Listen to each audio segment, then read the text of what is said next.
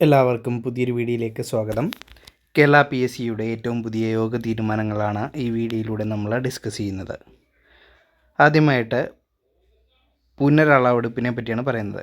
Kerala police വകുപ്പിൽ woman police constable category number 584 732 733/2023 തസ്തികയിലേക്കുള്ള ശാരീരിക അളവെടുപ്പിൽ യോഗ്യത നേടാതെ അപ്പീൽ അനുവദിച്ചതിനെ തുടർന്ന് കായികക്ഷമതാ പരീക്ഷയിൽ പങ്കെടുത്ത് വിജയിച്ചവർക്ക് 2025 മാർച്ച് 11 PSCയുടെ ആസ്ഥാന ഓഫീസിൽ വെച്ച് വീണ്ടും അളവെടുപ്പ് നടത്തും. അടുത്ത പ്രമാണ പരിശോധനയാണ്.